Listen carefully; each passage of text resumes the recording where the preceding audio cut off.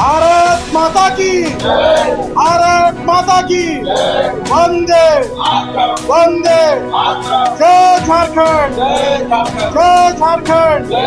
Bharatiya Janata party जिंदाबाद, Bharatiya Janata party जिंदाबाद, नरेंद्र मोदी जिंदाबाद, नरेंद्र मोदी जिंदाबाद, बाबूलाल मरांडी जिंदाबाद, अमर बावरी जिंदाबाद। आप सब इस प्रेस वार्ता में उपस्थित हुए हैं। मैं हृदय गहराई से आपको धन्यवाद देता हूँ। बहुत सारे पत्रकार साथी मैं सबको पहचानता हूँ, सभी कोई आए हुए हैं। आप लोग का भी आशीर्वाद और हमेशा जब मुलाकात होती है तो मार्गदर्शन भी बड़े भाइयों का मिलता है। आज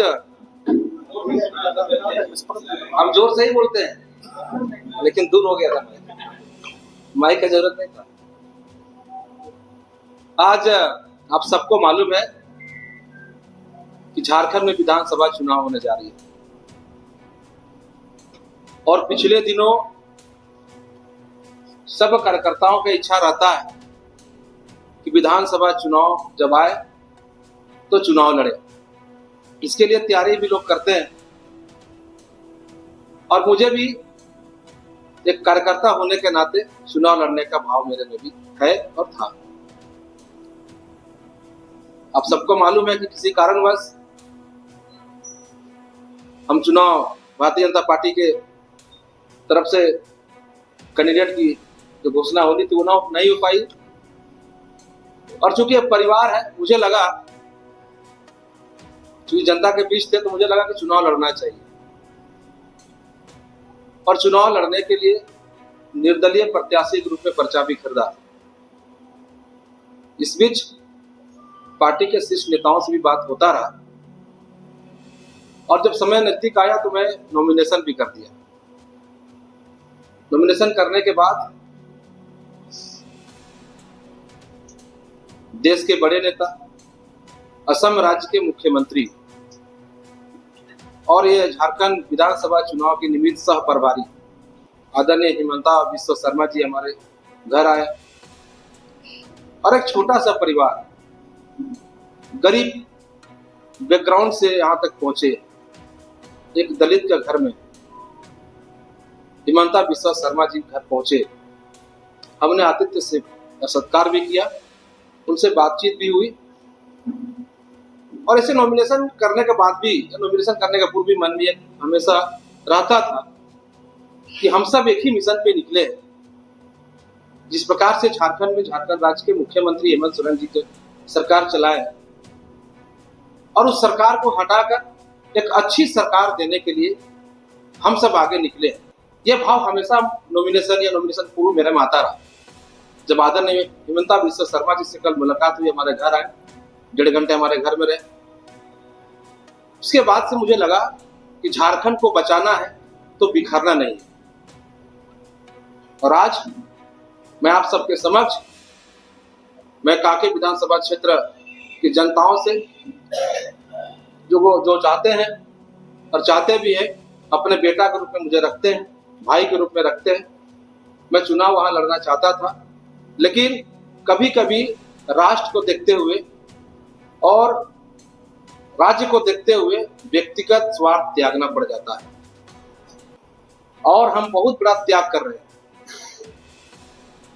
इसके बाद जनता के बीच हम जाएंगे, जनता के बीच रहेंगे, लेकिन मेरे लिए राष्ट्र सर्वोपरि है, हमारे लिए भारतीय जनता पार्टी सर्वोपरि है। इसलिए आपने पहले भी देखा होगा, जो भी हमारा इंटरव्यू था, चाहे पर्चा खरीदने के बाद या पर्चा भरने के बाद, हमने भारतीय जनता पार्टी के खिलाफ या भारतीय जनता पार्टी के नेताओं के खिलाफ नहीं बोला, ना मैं इस्तीफा दिया था। क्योंकि भारतीय जनता पार्टी एक पार्टी है जो राज्य को संभाल सकता है, राज्य को विकास कर सकता है। और मुझे मेरे चुनाव लड़ने से, कांके विधानसभा से ऐसा लगता कि भाजपा से हम अलग हो गए और अभी समय है भाजपा को मजबूत करने के लिए। हम सब भाजपा को मजबूत करना चाहते हैं और यहाँ पर जो जिस प्रकार से बांग्लादेशी घुसपैठ है, जो झारखंड में अपना पांव पसार रहा है, तो झारखंड और झारखंडियों के लिए चिंताजनक विषय है। ऐसे समय में जो सरकार बांग्लादेशी घुसपैठियों को आमंत्रण कर रहा है, शरण दे रहा है, वैसे सरकार को हटाकर जो बांग्लादेशी घुसपैठ से मुक्त कराए और झारखंड को मजबूत बनाए, और झारखंड जिन उद्देश्यों से अटल बिहारी वाजपेयी जी ने बनाया था, वो झारखंड बनाने के लिए भाजपा को मजबूत करना आवश्यक है। मुझे मेरी बात हुई कल, क्योंकि हम जब कांके विधानसभा क्षेत्र में घूमते हैं लगातार, तो वहां के विषय को उठाते हैं। आप सब मीडिया के माध्यम से आप लोग भी उठाए। हमारे यहाँ बहुत सारे विषय है। हमने कहा, आदरणीय हिमंता बिस्वा शर्मा जी से मैंने कहा कि आखिर जो हमारा विषय जिसे लेकर जनता चाहते हैं कि कमलेश राम वो विषय को उठाएगा, वो विषय का हल कैसे होगा।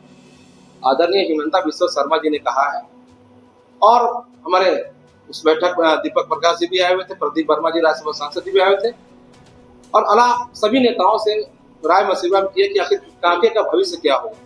उन्होंने आश्वस्त किया कि कांके का जो विषय है विधायक के रूप में नहीं कर पाएंगे, लेकिन भारतीय जनता पार्टी की सरकार बनेगी।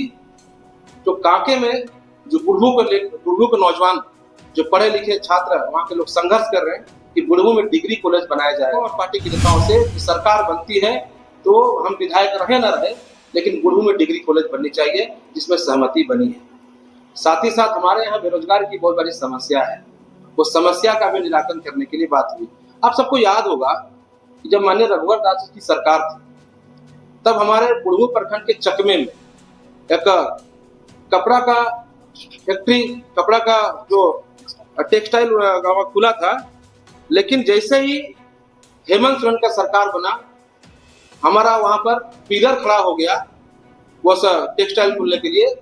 जैसे ही हेमंत सोरेन की सरकार बना, उस प्रोजेक्ट को बंद कर दिया। अगर वो टेक्सटाइल बन के तैयार हो जाएगा तो वहां के 10,000 हमारे भाई बहनों का नौकरी लग जाएगा। हमारा गुस्सा इस बात का है कि अगर ये 5 वर्षों जब हेमंत सोरेन की सरकार यहाँ पर है, ये 5 वर्ष अगर वो टेक्सटाइल जो बन रहा था उसको अगर नहीं रोकते, तो आज 10,000 हमारे विधानसभा क्षेत्र के भाई और बहन नौकरी करते। विषय ये कि आने वाला समय में भारतीय जनता पार्टी की सरकार, एनडीए की सरकार बनेगी, तो चकमे के जो टेक्सटाइल जो वहां पर बंद पड़ा है, वह हम लोग सरकार के माध्यम से उसको करने का काम करेंगे। हमारे यहाँ बहुत बड़ा विषय है, क्योंकि किसान का क्षेत्र है। सारे विषय पर हम लोग कल बात किए, 1.5 घंटा हमारी बात हुई कि ये विषय है, मुझे इस विषय के लिए ही आगे कर दिया गया। जनता को ये विषय में निराकरण चाहिए। तो हमने बात किया कि हमारे किसान क्षेत्र है, बहुत सारे पत्रकार साथी हमारे कांके विधान से भी यहाँ पर उपस्थित है। हमारे यहाँ कोल्ड स्टोर नहीं होने के कारण किसान का जो फसल है कभी कभी बर्बाद हो जाता है, इस पर लाखों का उसको नुकसान होता है। तो हमने कहा है कि सरकार भारतीय जनता पार्टी को हम सब बनाएंगे, और ये विषय को हम लोग कोल्ड स्टोर को ठाकुर गांव में खुलवाना, बड़े स्तर पर वो काम को करना। ऐसे कई विषय है। ये विषय पर हम कहे हैं कि चूंकि कांके विधानसभा की जनता का अपार जन समर्थन हमारे साथ है, अब कांके विधानसभा क्षेत्र की जनताओं से हम अपील करना चाहते हैं कि अब सबको एक साथ मिलकर भारतीय जनता पार्टी एनडीए की सरकार बनाने में सबको मदद करें। निश्चित तौर पर हम आपको आश्वस्त करते हैं, विधायक नहीं लेकिन विधायक से कम भी नहीं, हम खड़ा आपके साथ कल भी थे और कल भी रहेंगे। आपके साथ जो भी आपकी समस्या, कांके विधानसभा क्षेत्र की जनता का समस्या निराकरण किया जाएगा। इसलिए क्योंकि अभी मैं पहले ही बताया आप सबको कि ये हम सबको कहेंगे कि हम लोग को बटना नहीं है, एक साथ मिलकर हमको भारतीय जनता पार्टी एनडीए की सरकार बनाना है। हम कभी कभी अखबार पढ़ते हैं, वीडियो देखते हैं, मन विचलित हो जाता है। कुछ दिन पहले कल या परसों हमने देखा जामताड़ा के विधायक इरफान अंसारी जी, जो मंत्री भी है, हमारे एक आदिवासी महिला, झारखंड आंदोलनकारी स्वर्गीय दुर्गा सोरेन के पत्नी को उन्हें किस प्रकार का शब्द का प्रयोग करके एक आदिवासी समाज के बेटी को अपमान करने का काम किया। यह मानसिकता, यह कांग्रेस पार्टी के नेताओं का दिखता है कि आदिवासी के प्रति उनकी मानसिकता क्या। ये कोई नई बात नहीं। इससे पहले भी विधानसभा के अंदर में वही इरफान अंसारी कांग्रेस पार्टी के नेता हमारे प्रदेश अध्यक्ष आदरणीय बाबूलाल मरांडी जी के प्रति उन्होंने कहा था कि आदिवासी इतना तेज कैसे हो सकते हैं, आदिवासी तो पता नहीं आदिवासी को बुद्धू समझते हैं। तो आदिवासियों के प्रति यह कांग्रेस पार्टी का जो विचार है, जिनका सिद्धांत है, ये झारखंड में आने वाला समय ये झारखंड के लिए बहुत चिंताजनक विषय है। ऐसे समय में ये कांग्रेस पार्टी और झारखंड मुक्ति मोर्चा, ये इंडी गठबंधन जो है, इस गठबंधन को झारखंड से हटाकर भारतीय जनता पार्टी की सरकार बनाती है। सक्रिय है नहीं बात, अभी विषय यही है कि भारतीय जनता पार्टी की हमको सरकार बनाना है और भारतीय जनता पार्टी की सरकार सब मिलकर बनाएंगे, इसमें आपका भी सहयोग चाहिए। बहुत बहुत धन्यवाद।